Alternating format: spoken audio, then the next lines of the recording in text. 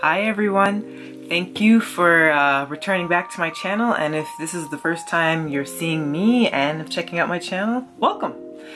Today I'm going to talk about Today, Tonight, and Tomorrow by Rachel Lynn Solomon. This is officially the first book, fictional book, that I have finished in the year 2020. I made a previous video yesterday which talked about essentially me having a really hard time in finishing any book really, because my brain has just been scattered, like just all over the place. This year has been really a trip. That's me putting it very lightly. But anyways, I am really happy that I finished the book. I gave a brief synopsis in the previous video, so I think more so now in this video, I just want to talk about my feelings about the book. And I'm just gonna overall say this has been such a breath of fresh air. I have been looking for a romantic comedy to really get my spirits back up. You know, I love reading and I read from multiple genres of books, but I will say that I do have a bias towards romantic comedies. And ever since Sally Thorne's The Hating Game, I've been looking for a type of comedy where the dialogue is really witty, like rapid fire. Think like Gilmore Girls at its absolute peak, kind of just witty banter, just pow pow pow kind of thing. And I wanted something that was just fast moving. It can be a simplistic setting, but overall just felt very fresh, you know, felt very new. I feel like that's what I really needed to get me back into my reading spirits. And this book did it for me, surprisingly enough. This seemingly really innocent little book.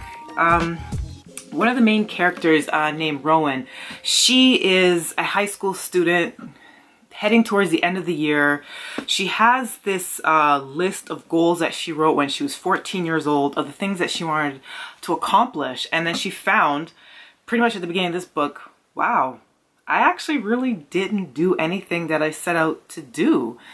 And she felt a certain level of shame about that. And in addition to that, valedictorian, this is kind of getting into a tiny bit of spoilers, but she felt that her arch nemesis, who happens to be the other protagonist in the book, Neil, ended up getting the spot of valedictorian, which is something that she truly expected that she would get. And it kind of makes her question, well, really, what is it that I'm doing here? Like, what is it that I want? You know, all these goals I've written down and I really haven't accomplished anything, and kind of feeling like a failure. Not necessarily paraphrasing what the character had said, but that's essentially the feelings that I got. And she's also a creative writer and happens to really love romance novels, but again, feels that level of shame and embarrassment because everyone kind of looks down on that genre and kind of give her funny looks like, really? You read that kind of stuff? And she just has kind of this questioning moments of, what is it that I really want to do? Like, I want to be a romance writer. Do I have what it takes? How is it that I still haven't worked up the courage to tell people that this is something that I truly love? This is something I want to do, kind of a thing. And, you know, through this scavenger hunt that her and her arch nemesis, or so-called arch nemesis Neil, end up going on through her high school for like the last day going towards graduation, they end up on this little epic journey, and a lot of self-discovery happens, you know, and the overall feeling I get from this book is just a really positive, happy one. Just something with levity, with light, which is something we really need this year. As someone that really loves books, I want to read stuff that make me feel good and make me feel hopeful about the future, even if the protagonists are high schoolers, and I've been out of high school for several years. Doesn't matter, right? Yeah, and it's just been welcome. It's been so welcome that I finally found something that resonated with me enough to have me finish it through. Now, mind you, I want to get back into reading more, so, you know, I'm contemplating getting Audible and getting into audiobooks because I feel like I could probably get a little bit more on track and ingest a lot of the books that I've really been wanting to get to. You know, I read a lot of books that I guess one would categorize as self-development as well, that I've been really wanting to read. But just overall, you know, I just want to get more books in, but I'm going to be more patient. I'm going to be kinder to myself. And I'm going to really take a look back at romantic comedies and hope that the future releases coming forward will have more of this type of feel in that vein. But it's just, I'm just so happy that I'm able to finish the book, and this one just is just so feel good. I can't rave about it enough. Another thing about the book that I think a lot of people would like is that it's very sex positive without being gratuitous.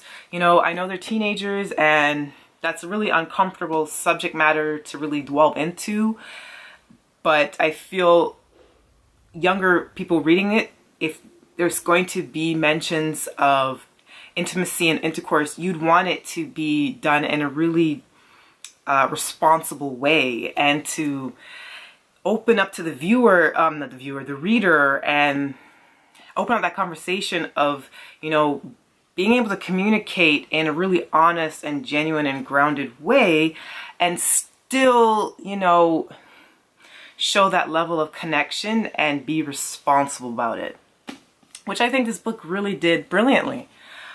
I don't really have a lot of complaints about the book. I mentioned in my previous video yesterday that there was a the dark night of the soul element of the book where you think things are not exactly going to work out.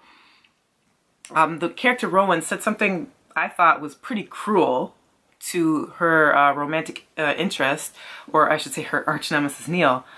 But, you know, she's a teenager, and yeah, even teenagers who are really bright, well educated, doesn't mean that it's not within them to, you know, pull out something really mean out of their arsenal to kind of get back at someone when you're feeling on the defensive and you're hurting and you just kind of want to lash out, only to mistakenly realize afterwards, wow, I really shouldn't have said that. That was really messed up.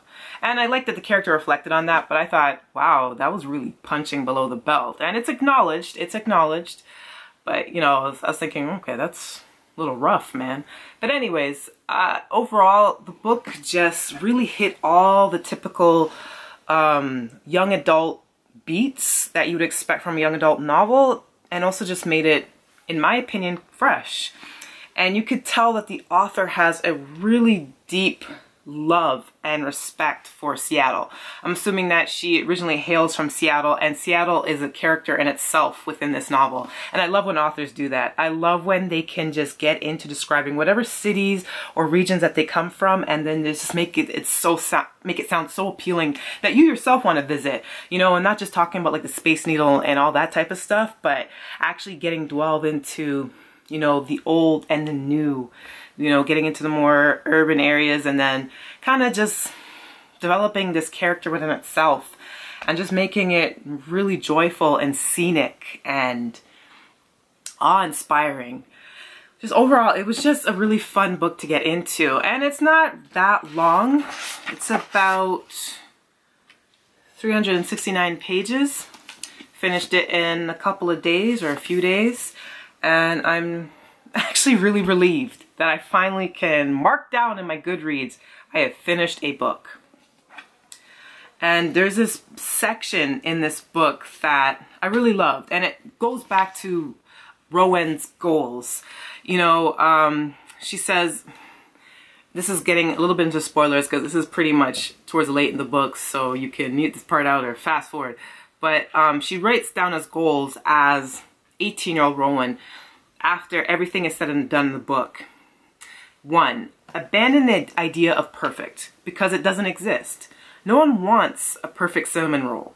They want one that's wonky and misshapen and slathered with icing. Cream cheese icing, of course. Which cream cheese is a big thing in the book. Number 2. Finish my book. Write another one. 3. Take as many classes that sound interesting as I can. Creative writing. And maybe Spanish, and maybe some other things too. Keep an open mind. 4. Listen to more happy music, though melancholy music has its time and place too. 5. Enjoy as many nights like this as possible.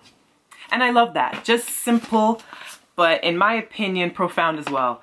Because a lot of these goals are kind of my goals for now. I want to expand my mind a bit. I want to be able to do and challenge myself in other creative pursuits. You know, I've I'm in the process of finishing my own first book, and it's a romantic comedy, and I am really excited about introducing it to the world, and I'm going to do my best to spread the message of it getting out as best as I can. But I'm also going to have to hope that, you know, the magic of life will help get it in front of the people that would truly love and appreciate it. You know, I also want to take up learning another language. I want to take up listening to more positive, uplifting music that puts me in a good mood, that gets me, you know, raring to go, gets my blood pumping, gets that energy flowing high, and wanting to tackle more things in the world, you know, things that make me want to stick my head out the car window and sing, you know, and just, I want to be able to enjoy life and to stop beating up on myself and just taking it day by day, expressing kindness to myself, expressing kindness to others, employing more patience, employing more gratitude and appreciation for the life that I do have, and to stop looking at the things that I don't have and look at the things I do have and genuinely love and adore it. That is, I think, it. I'm going to leave it right there. Can I say, if you're looking for a light read, you love young adult books, and you love coming of age stories, you love a good rom-com, you like slappy, witty banter, today, tonight, tomorrow is a really good read. Thank you for checking out this video. I hope to see you in the next one. Bye.